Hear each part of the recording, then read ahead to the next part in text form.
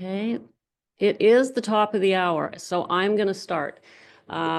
More people arriving, that's fine. We've also got a lot of people requesting this replay, so we're just going to start on time to be respectful of everyone's time.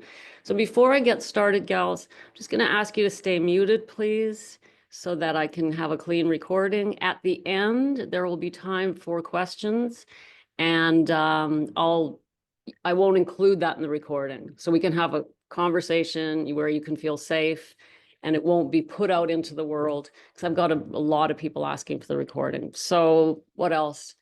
Have a pen and paper. I wasn't just saying that. So I'm not here to lecture. I could, right? That's what I used to do for a living, but not anymore. So have a pen and paper. I'm going to talk a bit, you're going to work, talk a bit, you're going to work. And if a question comes up throughout, just jot it down and I'll do them all at the end so that I've got a nice a recording for those who requested. And I think that should cover it. Without further ado, let's get started. As you know, this is the Change Your Thinking, Change Your Drinking class. And, I want to give a little bit, just briefly, why I'm doing it, why thinking.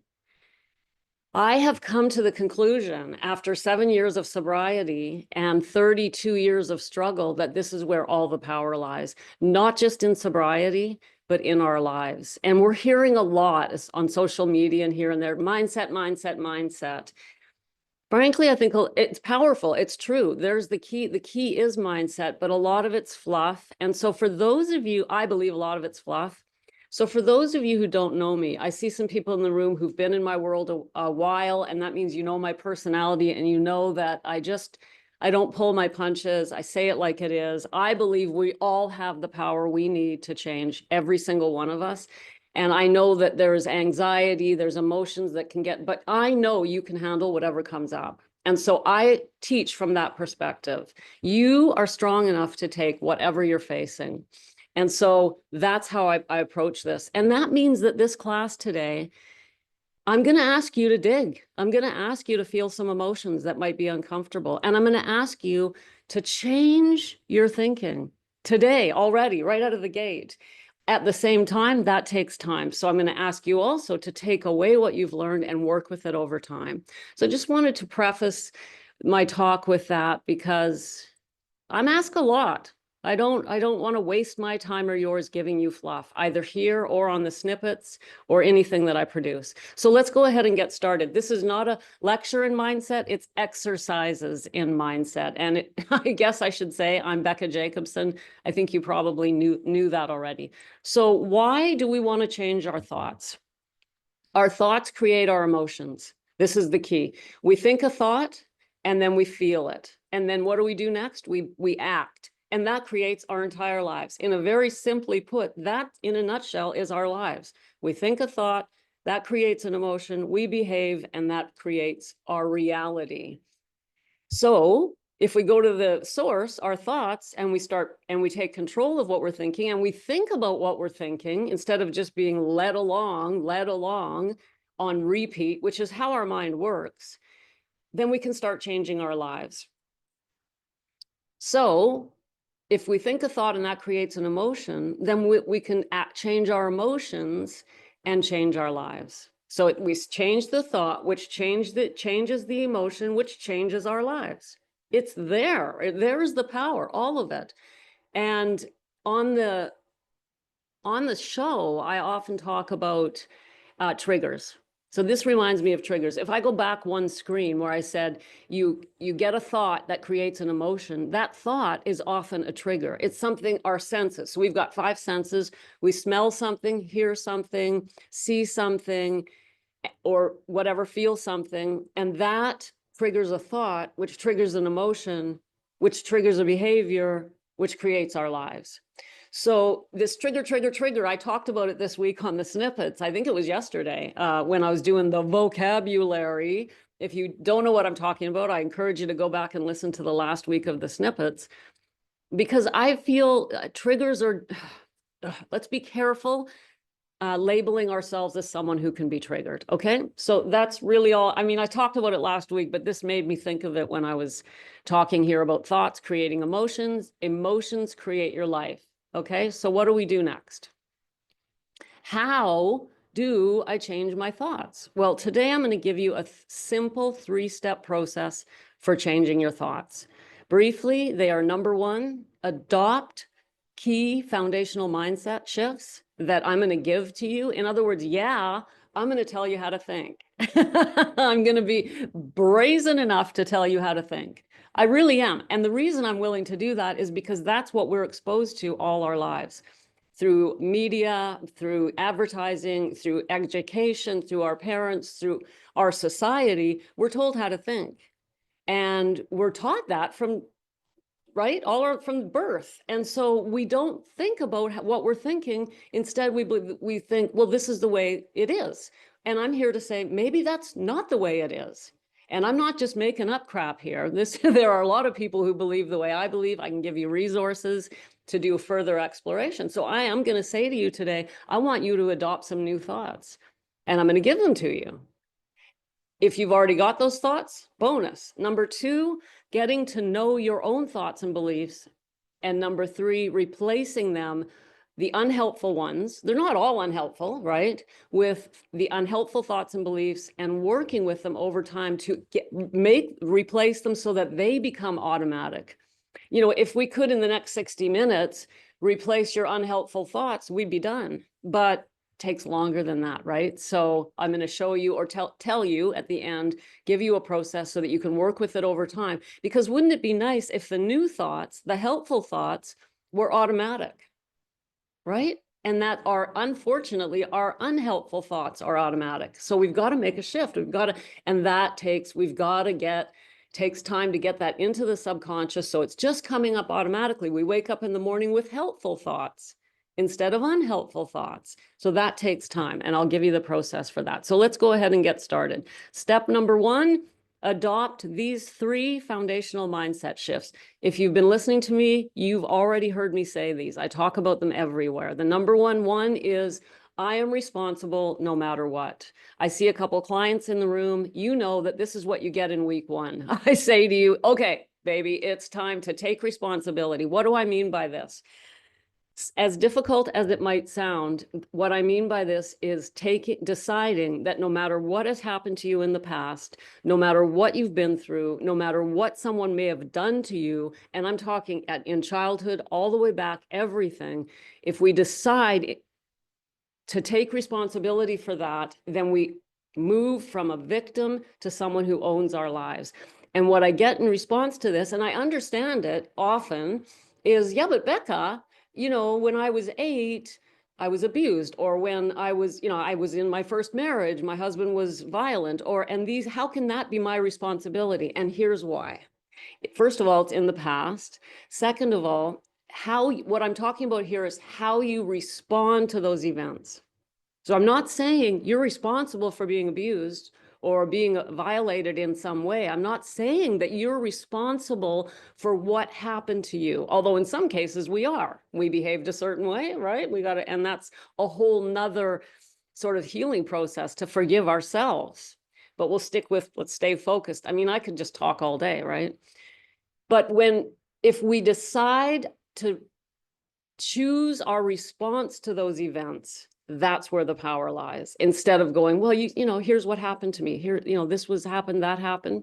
So I am responsible no matter what gives you the power and takes you out of victim mode. So now it's your turn. It's time to write. Grab your pen, please. I'd like you to ask yourself, is there anything in my life that I have not taken responsibility for? In other words, how have I given away my power? Now, you don't have to dig deep on this. I don't want to send anybody into anxiety through memories of the past, but just try and come up with, if maybe there's nothing, maybe you got this. Is there anything in your life that you haven't owned and therefore have given somebody else power over it? I'll just be quiet for a good 30 seconds and let you think on that one.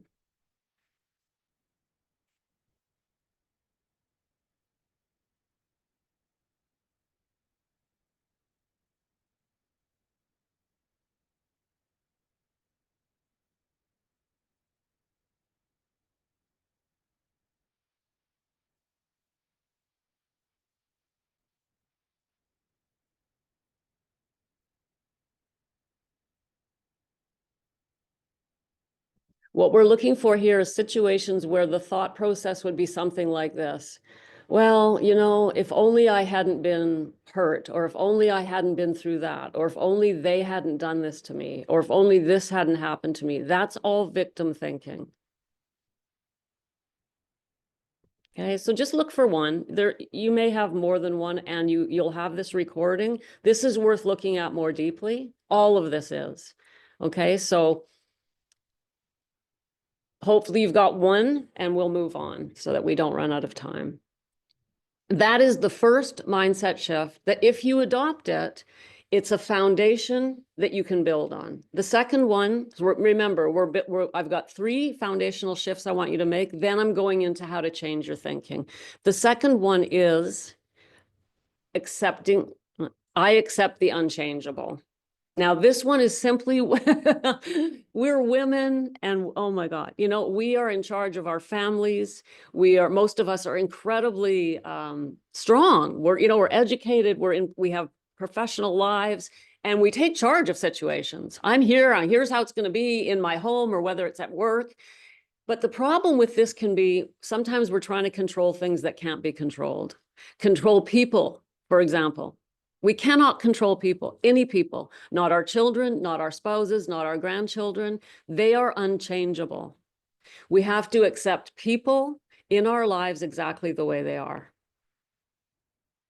And if you want me to take this down to something, my mom had this plaque on the wall in our home growing up, which was really funny because she didn't live it, that said, and I'm sure you've heard this, God grant me the serenity to accept the things I cannot change, courage to change the things I can, and wisdom to know the difference. That is what I'm talking about here. I'm just saying it a little bit differently. And some of the most powerful things are the simplest and the oldest. This idea has been around a long time because it's powerful, right? If we can just notice things in our lives that we're just trying to change, that we can't change, we free ourselves. So, time to write. Is there anything in my life that I get upset about that I actually have no control over? Is there anything in my life that I get upset about? It's one way of putting it, that I actually have no control over.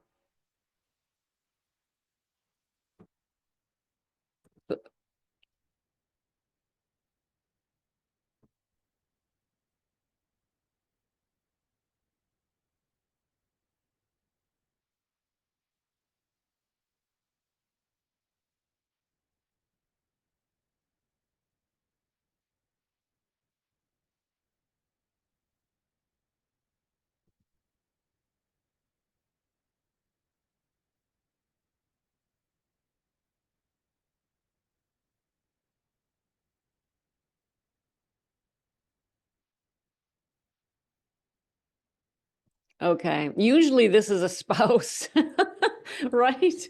It's like really hard to leave the poor spouses alone, the partners, but we can't change them. Actually, I do have a snippet on how to change others. You can go and look that one up. We can change them in short, how? By changing ourselves, of course. I'm sure you knew that. Okay, let's move on. We have a third foundational shift that we want to make, and then we can start building on changing our thoughts. And these are all simple, but powerful. Life is happening for me, not to me. Life is happening for me, not to me. If we say why is this happening to me? Why did this have to happen? Why did that? We are instantly a victim. You'll notice that all 3 of these shifts take us out of victimhood, right? This means that when the worst thing happens and you're like, oh my God, if we can ask ourselves, maybe not in the moment, and I'm not expecting sainthood, I'm certainly right. I mean, I have to go, right? But even if afterwards we can look at it and go, okay, well, what did I learn from that? That was freaking horrible. That was a terrible thing to go through. But what did I learn from it? And the answer is pretty easy to see. Everything we get through, we grow from. And so if we can just see that earlier, then we're not living in victimhood. So we want to ask ourselves, how is life happening for me instead of to me? Never say, why me? Why is this happening to me? Because it makes you a victim. Okay, so time to write again. Choose one challenging thing in your life right now and ask, how is this happening for me instead of to me? Or something from the past.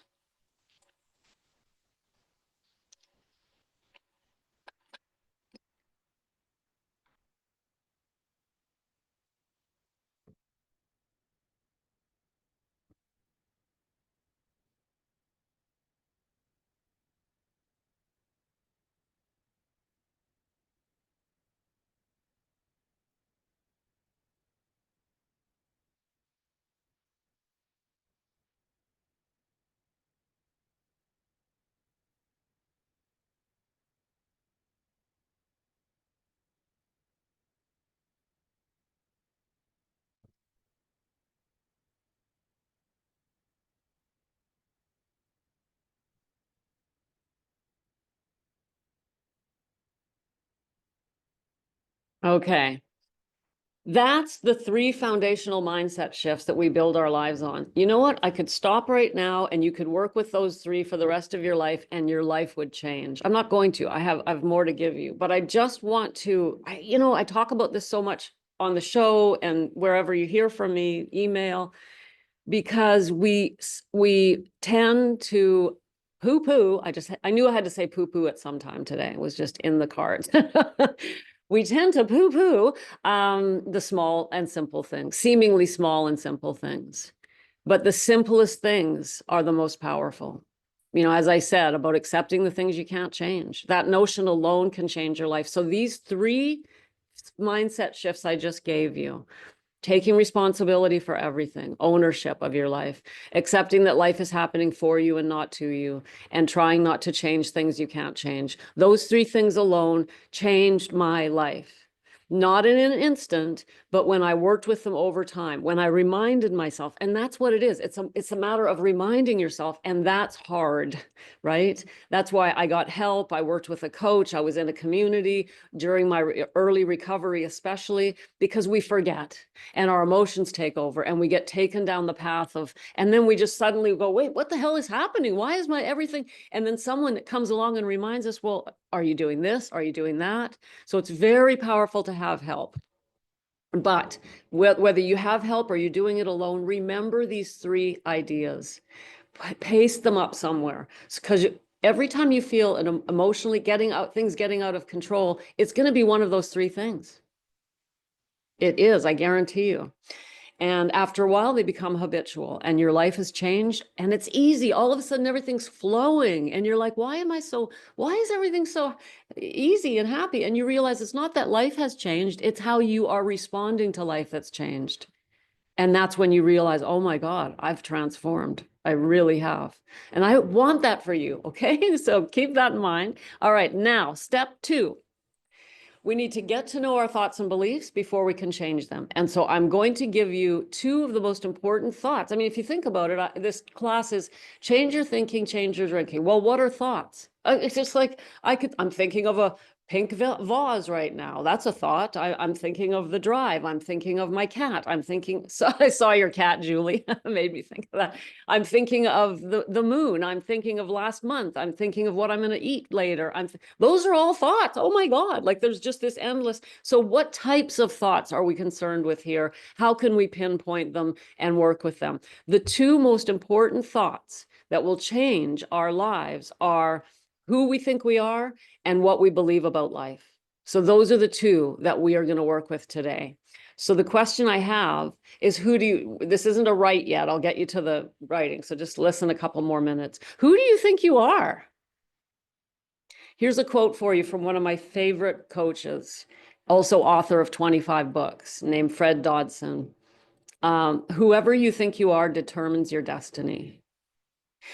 What he's saying here is that life will reflect who you think you are. If you think you're weak, life will bring back to you, you'll see instances of you being weak, and people will respond to you as a weakling. It's just amazing. Life is a mirror. Okay. Now, Fred Dodson's pretty out there. He teaches some of his books are, I'm like, I can't believe he wrote that, you know, things, ancient aliens, and he gets pretty wild. But in some of his earlier books, he teaches this type of stuff about your thinking, about life being a mirror. So whoever you feel you are inside is exactly what you're going to experience. It's going to become your life. And so if you think you're weak, if you think you're a victim, if you think whatever you think, becomes your life. So let's explore this. Who do you think you are? This is the question I have. Time to write. I'm going to give you longer on this one.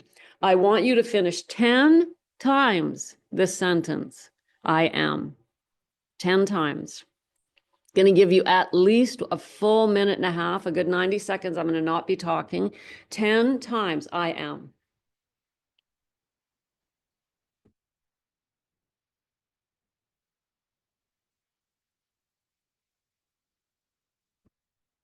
If you get to 10, then go to 11 and 12 and keep going.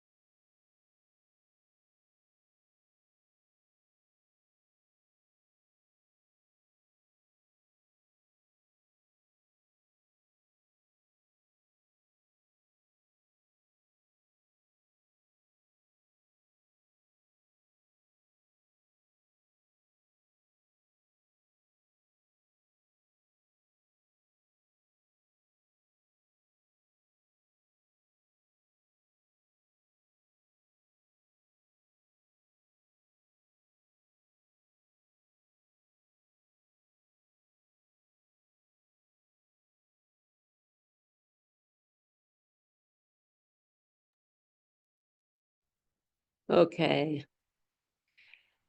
That list is something that I strongly recommend you work with over time. Keep working with it. We're not done with it, but just keep that as an exercise.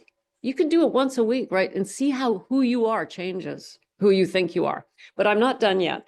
Here's what I'm going to do in this moment. I'm going to stop share for a second, and we're going to take a short breathing break. I've already asked you to do a lot. It doesn't seem like it. We've been going 24 minutes. I've asked you to feel a lot. So let's just take a short breathing break. Just stop share. All right. Close your eyes for a second, please. And let's just take a deep breath in through the nose. Just breathe slowly and deeply in through the nose. Expand the belly and open up the bottom of your lungs. Most women I meet have done yoga. Do a nice deep belly breath in through the nose, and then at the top, then just gently out through the mouth as though blowing out through a straw. Nice and smooth. Try to keep it smooth, no jerkiness. Do another couple, at least two more of those. I'll be silent for a second.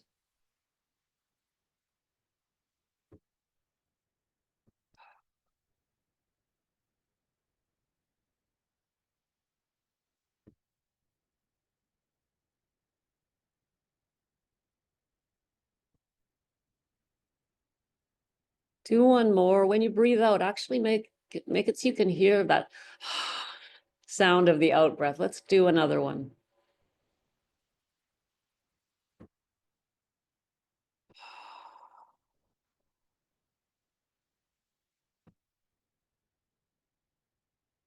Beautiful.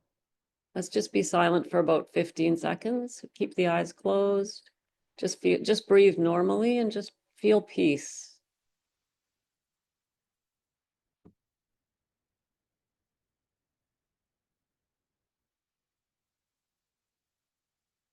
Feeling relaxed, feeling peaceful. Actually, let's do one more breath. On the in-breath, I want you to breathe in tension, stress, worry, anything negative, and on the out-breath, just blow out that tension and think peace, calm. As you breathe out, you'll be feeling calmer. Releasing the tension. Sorry, you're breathing in calm, not breathing it out. Did that backwards. You know what I meant. Breathing in calm, breathing out tension.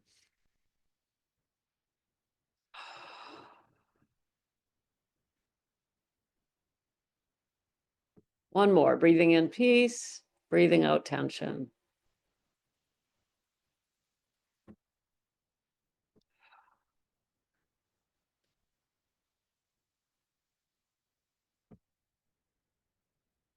Beautiful. I'm going to share my screen again. Okay. As you recall, you wrote out 10, at least 10, finishing the sentence 10 times, I am. Well, guess what, gals? I am so bold as to say, I'm now going to show you the answer key. Yes, that's right. I know who you are. I know the answer to that question. And you're going to see if you got it right. Remember back in school when you got the answer key? Well, here's the answer. Did you include, I'm as good as anyone? Did you include, I'm as deserving as anyone? Did you include, I'm strong enough to overcome any challenge? If not, please write those down because I know they are true about you, regardless of who you are, regardless of anything. They are the truth. Please write those down. Unless you already had them down. If so, that's awesome. I am as good as anyone. I am as deserving as anyone. I am strong enough to overcome any challenge. There are a lot more of these. You could probably think of some more.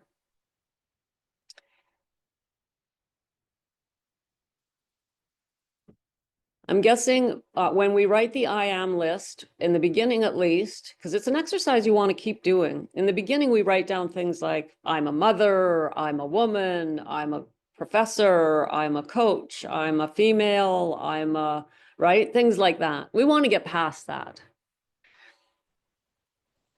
So there you go. I gave you some, now you know who you are in case you were wondering. Now you know.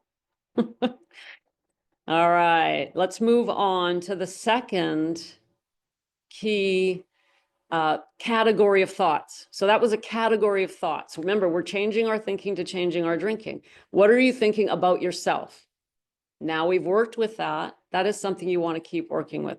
The second category is about life. What is life like? And here I'm quoting myself because what the hell, why not? I liked what I said, so I'm quoting myself. How you perceive life will determine how you experience it. So how do you perceive life? What is life like? So the question I have this time is 10 times, please finish this sentence. Life is. Now you're probably on to me. I have an answer key. You're probably on to me, but try and go with what you think life is. Going to give you at least 90 seconds, probably 2 minutes.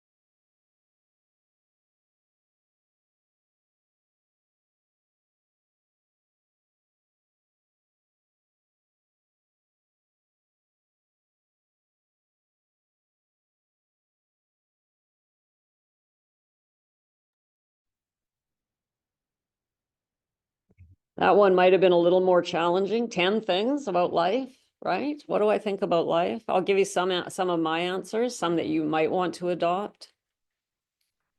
Here's what I put down. Before I show you, I'm guessing because you're on to me, you probably didn't write down, life is hard. Becca will kill me if I write that down. But just in case, let's look at the answer key. Did you include life as a gift? Or life is an opportunity for growth? Or life is beautiful if I know how to approach it? So those are just 3 ideas that we could adopt. Let's talk about all of this in terms of drinking. We haven't even mentioned drinking. Why does all this matter? What does this have to do with drinking? I know you can figure it out. You're smart enough, and I know you know, but let's talk about it so that it's out there. The women that come into my world are amazing. They're all, they're amazing women, and you are amazing. And there, none of them, very few victims, very few. I think we do some of that, right? I did. I'm amazing, and I did. I didn't stop drinking, take my last drink till I was 52, and yet I was amazing throughout my life. Educated, career, all that stuff. Once I stopped the prostitution thing, but well, that's for another story for another day. But yet I had to drink, and I thought I had to drink, and I drank. And I tried to quit and tried to quit and tried to quit. It isn't like I didn't try. I tried and tried and tried.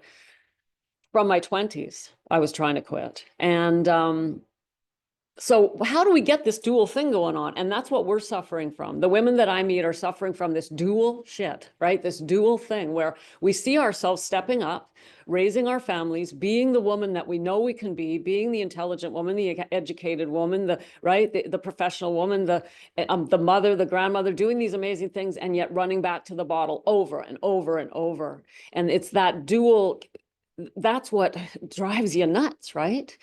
And what I discovered was a few things. We have to, in the beginning of sobriety, what we want to do, I should just stop sharing for a second. And yeah, I'll just leave it. You're probably on, I don't know if you're on gallery or on speaker, but I'll put it on speaker view. Or did I? Whatever, leave it. Sorry, got distracted.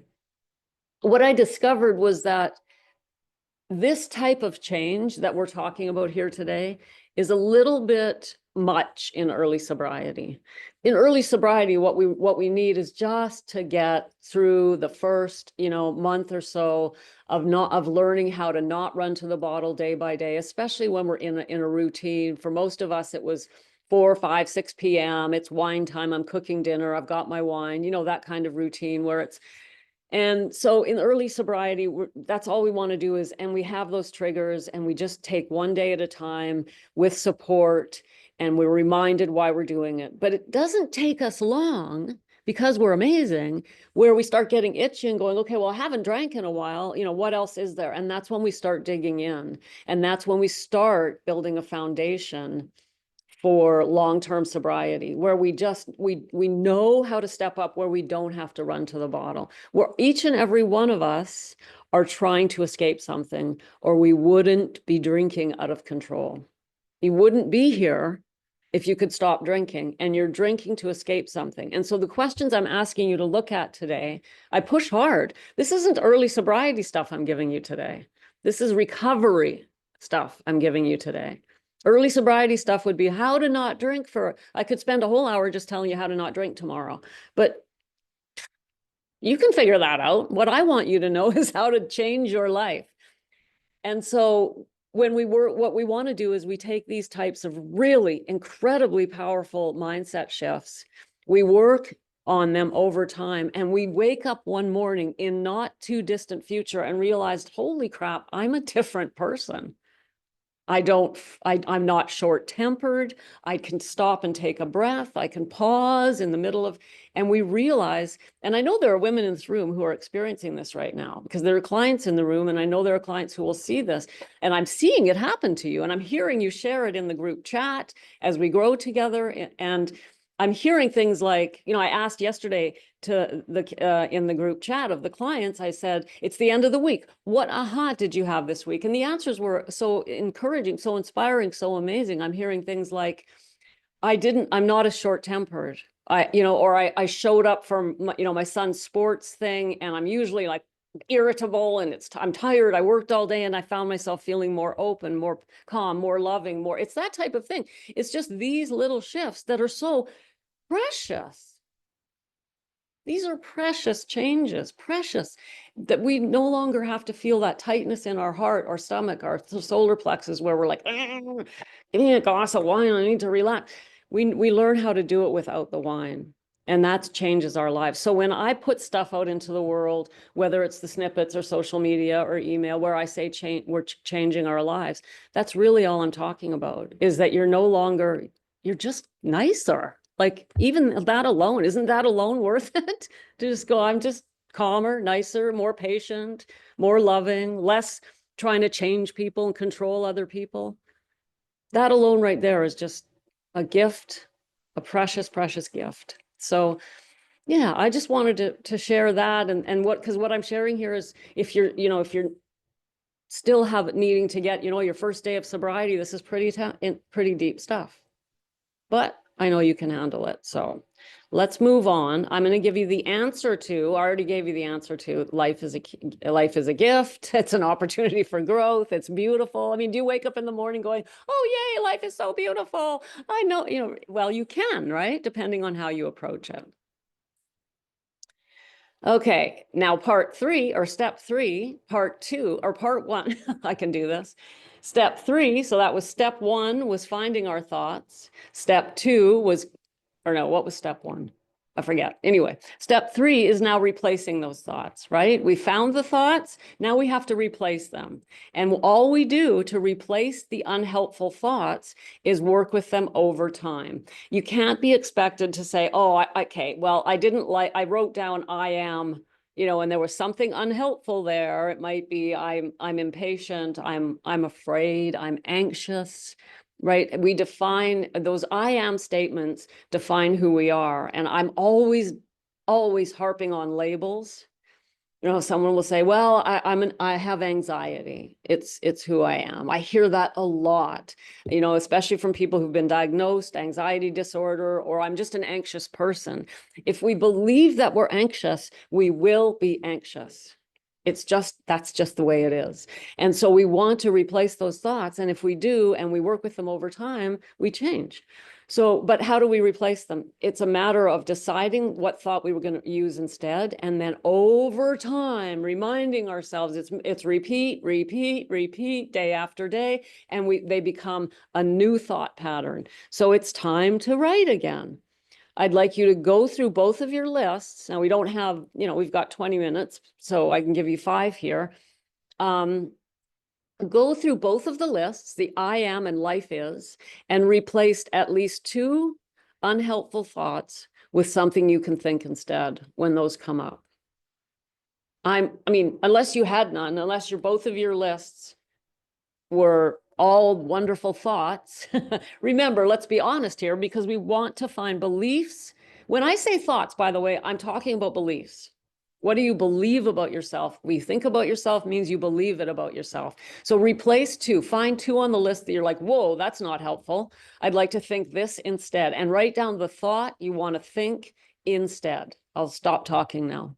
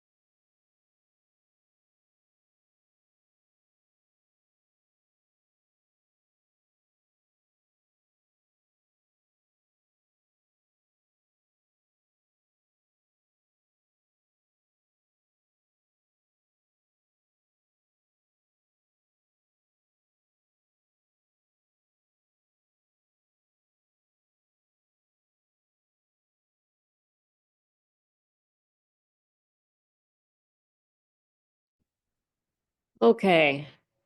Now I would really love if somebody would be willing to share at one of their thoughts, first the unhelpful thought, and then the replacement. Anyone willing to do that? You can go ahead and unmute yourself.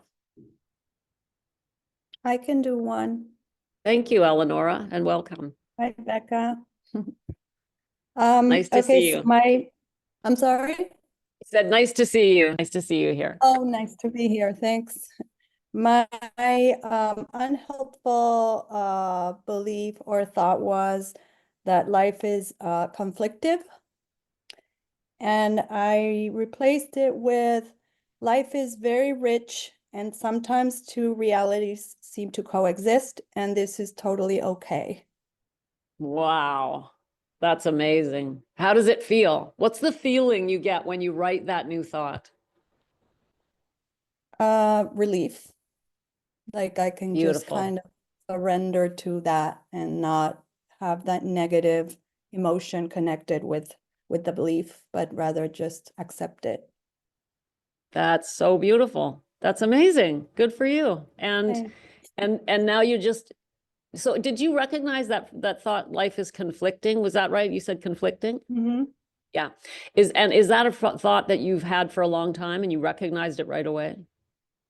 I didn't initially think about it until you mentioned that same thought, and I realized that it's in me all the time, where it's that kind of dichotomy or duality between Y- doing all the right things and being all these great things and wonderful side of me that I like very much, and then the other side, which is the drinking, hungover, I'm a horrible person, other side, and just constantly having that kind of duality inside that gives me pain and Yes. suffering. Yes. Wow. Amazing. And now instead you can say, and that's okay. That's okay. Yeah. Right? I mean, Mhm. tell me the news thought again. That was the end of it. Tell me the whole thing again, please. Yeah. Life is very rich, and sometimes two realities coexist, and that is okay. Beautiful. I love that. That is okay, right? Because we have to be accepting of, I mean, it is the way, that's what it is, right? Although Mhm. we can make changes, we also don't want to accept things we can change. That was very beautiful, Eleonora. Thank you so much for sharing that. Anyone Okay. else want to share?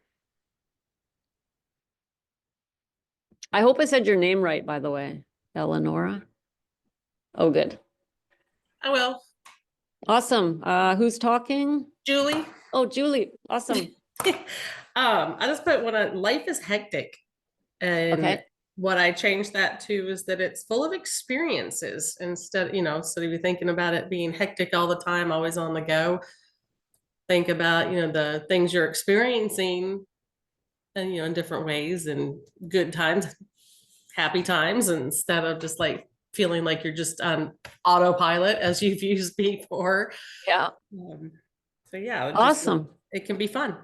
Yeah. So I'm busy. It's hectic. I got all this right, but okay. What bring it on? Which I what's right, what's going to happen today? It's all experiences. Yeah. That's beautiful. Thank you, Julie. Anyone else? Yeah, Jen, please. And then Jeannie. I think I saw Jeannie unmuting as well. So we'll go Jen, then Jeannie. Awesome. All right. Mine is a little bit like Julie's. I just had life is being pulled in many directions, and I just changed it to life is under my control, which is something I would wish. I don't feel that way now, but um, Beautiful. But thinking that way will help it become that way. I mean, if you're going through your day pulled in all these directions and feeling like a victim jerked around by the circumstances, that's how you'll feel. But if you start to think and believe, it is under my control because it is. Sometimes we let life grab us and jerk us around, and we got to step up and say, hold on a second, right? Maybe we got to reevaluate, why is life like this? Why have I allowed my life to get so hectic and so out of my control, right? So that would be something worth looking at, working on. But in short, yeah, realizing that's a beautiful foundational thought. It's in my control, right? I get to decide, even though you think, but I don't, because so-and-so wants this and so-and-so wants that, and this is happening and I got to do that and I have no choice. But over time you could get a better grip. So that's a beautiful start to that thought, right? Yeah. How did it feel for you when you changed it? And I didn't ask Julie that. I'd like to hear the answer to that too. Was there a feeling in the body? Because we want to feel these new thoughts. Emotions are very important. And I didn't talk enough about that. I'll let you answer in one sec, Jen. When you're writing, everybody hear this, please. When you're writing out the replacement thoughts, when you're writing in your journal, any kind of journaling, and actually coming up very soon on the snippets, I'm going to do some how to journal, 5 ways to journal. Anyway, when you're writing in your journal what you would like and positive things, try to feel the emotion of it. Because emotions are energy. Energy is outside of our body and it's very, very powerful. We could go into that way deeper, but just trust me, you want to feel it. So what did you feel, Jen? I asked Eleonora, and when you wrote down the better thought. I felt like it was a stretch. I felt like, Okay. I feel like that would be nice, but doesn't currently exist, but Okay, maybe good. that's- Oh my God. I'm so glad I asked you this then. Okay, give us the 2 thoughts again, and let's see if we can, because we want a thought we can believe. If you're putting down thoughts that you're like, yeah, right, then you're going into traditional positive thinking, which is just lying to ourselves and never works. That's why you don't hear me say, think positive, think positive. I don't teach that. I don't teach positive affirmation because we're just like, yeah, I'm a millionaire. I'm a millionaire. Meanwhile, I can't pay my debts, right? I mean, it's just ridiculous. So if you feel like you're lying to yourself, you're diminishing the power of the exercise. So what could you, I'm going to actually let you answer that and then come back and get the answer because I don't want to put you on the spot. But take a few minutes as I'm talking to Jeannie, and I'll get Julie's response too, and then I'll come back to you. Does that work for you? Sure. Okay. Julie, just to finish up and then we'll do Jeannie. What did you feel writing your new thought? I can only think of one word, and that was excitement. Beautiful. Excitement. Well, Like, bring it. What have you got for me? bring it. I love that. Bring it. Oh, I love it. Bring it. It's funny. I'm sure you must all know this, that I record the snippets in advance, not too far in advance, but I don't do them every day. And next week I'm doing one about bring it on, bring it. That's what it's about. So you're ahead of the game there. You read my mind. That's a nice feeling to have, right? Excitement. It is. It is. You're right. Yeah. Okay. Jeannie, what did Jeannie get? Okay, so on the I am, one of the things that I think I identified myself as for so many years was the party girl. So I'm the party girl, and I changed that to the reliable friend. Perfect. And, you know, from my perspective, it was kind of hard for me to shift because kind of made me popular to be the party girl, to be the one that could keep up the drinking with the guys and could always be there ready to have a good time and having fun. And knowing what was coming about your question, how does it make you feel? It made me feel, well, what would you rather have? A friend you know you can rely on for a good time, or a friend you know you could rely on to be there for you when you need them? And Right. certainly it's more rewarding to be a reliable friend than the party girl. Right. Feels better to be that identity. Yes. Beautiful. I'm gonna force you to go a little deeper. Are you game to be a little Okay, coached? I'll try. Can you think of why the way you defined party girl was very helpful. You said keeping up with the guys and being able to be, can you think of a reason why that's important to Jeannie to keep up? Well, I think the party girl part of it, more so than the keep up part of it, was that I was shy and moved a lot, and I didn't make friends really easily. Okay. And then when drinking was involved and I was the party girl, it became much easier. Right. So I'm To have a lot hearing, of and this is friends. exactly what I thought, I'm hearing fitting in, right? Right, absolutely. Yeah. being accepted, Right. even maybe, I don't want to put words in your mouth, maybe some people pleasing. Oh, yeah, I'm sure. I mean, I Yeah. think it was less for other people, more for me to Okay. feel like I was part of a group Right. and was accepted, and that, people wanted to talk to me.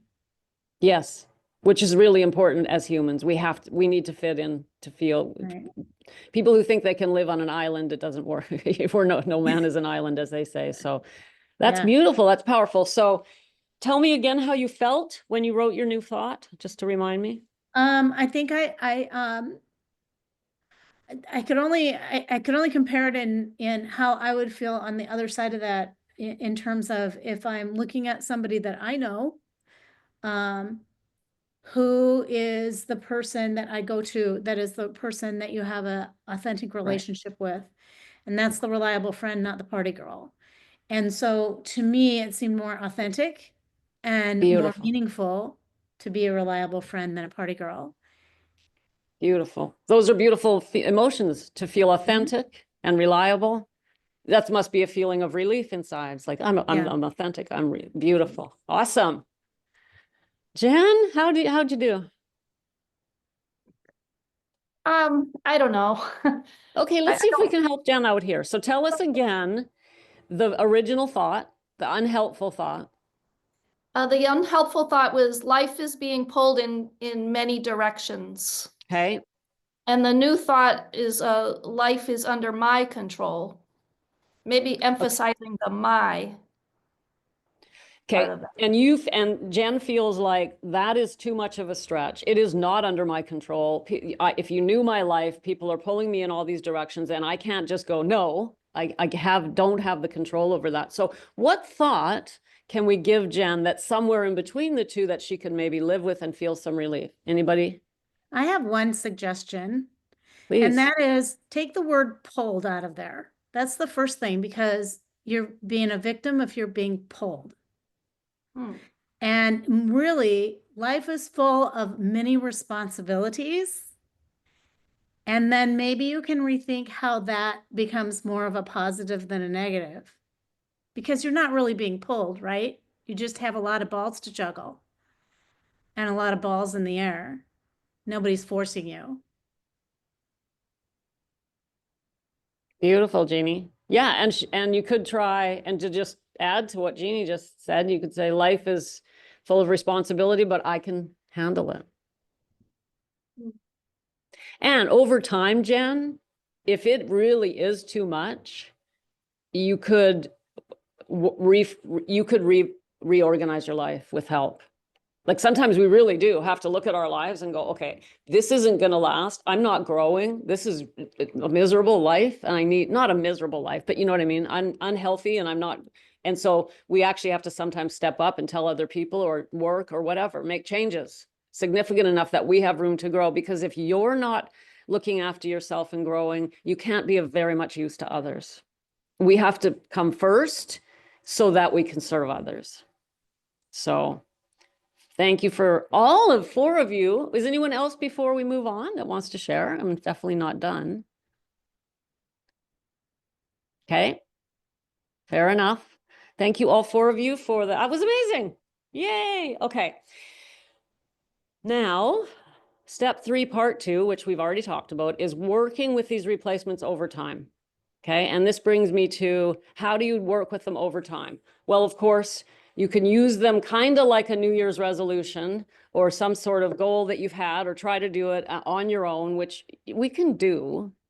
We can try, but it's just like, oh, I'm going to work out every day or 3 times a week even, and how we fail, or I'm not going to drink and we fail, and because we don't have the support. So you probably guessed that I was going to say, to work with these replacements and other changes in our lives over time requires help. And of course, that's what I do. Right? So, we set up the changes that we want so that we can get real authentic change truly put down the bottle and feel okay about it, feel good about it, maybe okay in the beginning, but good about it very quickly. And with the daily support, authentic accountability, which is having somebody else, at least one other person, which can't be your partner, in your life who knows what you're trying to do and can support you day by day by day. Because we all know that the voice in our head will just come in and say, you know what? You haven't had a drink in 5 days. You are kicking ass. You've been to the gym. You can have a glass of wine. You're good. And then the whole thing just starts all over again. So we do need support. And so today, I'm sure you're not surprised that I have support for you. And I want an opportunity to tell you about it. And then I'll take some more questions and we'll be done. So my program, my experience is called the Perspectives Experience. And it's 8 weeks with me and a small group of other women just like you. And it's got 4 pieces. You have ongoing WhatsApp group support. So you get into a WhatsApp group with a small group of other women who support each other and get to know each other day by day. Once a week, we meet on Zoom for small group coaching. And that's when you connect with me in person, although I'm on WhatsApp too. And then you also get during the 8 weeks 2 one-on-one calls with me, 1 midway and 1 at the end, because you're also doing an 8-week course, 8 course modules. So every week you watch an assignment, you're doing the course. You watch a video, do the assignment, then share your takeaways on that assignment in WhatsApp. And others are also doing it at the same time. So it's very powerful. This is what it was like for me. This is what it was like for me. We're growing through stuff like this, similar to what we did today. And then I also added in 2 guided mini retreats, 1 at the beginning and 1 at the end. You do a small retreat where I don't tell publicly what you do on the retreat, but what the retreat is you set aside, the first one is 3 hours, the second one is all day, it's 6-hour retreat. And I guide you through how to spend 3 hours with yourself, not wondering what to do, and how to spend time alone in your sacred space. If you're a snippet lover, you know that I believe we need a sacred space. We need daily personal development. And so I teach you how to do that. And the guided retreats are part of that learning. So I have some spots open right now on the Perspectives Experience. And I'd be happy to talk to you about taking one of those spots if you're interested. If this seems right for you, or if you're not sure, let's talk about it. So I don't have a link to sign up today. I decided not to do it that way. Instead, I just want to encourage you. And by emailing me, you're not saying, or you might be saying, I'm in, Becca, let's go. And that's fine too. But if you're just not quite sure, just email me at Becca@BeccaJacobson.com. That's my email. Very simple, Becca@BeccaJacobson.com. And let's talk about it. We could hop on Zoom, or we could just have an email conversation and see if it's right for you. If you've got the time, you might have a million questions about it. How long does it take, or how much time do I need? I'm happy to take questions and just have a chat now. We've got some time, a little bit of time left. I'm going to stop sharing, and I'm just open to, in fact, I can answer all your questions now about the Perspectives Experience if you like. Goodbye, everyone on the recording. Thank you for watching. And do email me if you want information or you want to sign up at Becca@BeccaJacobson.com.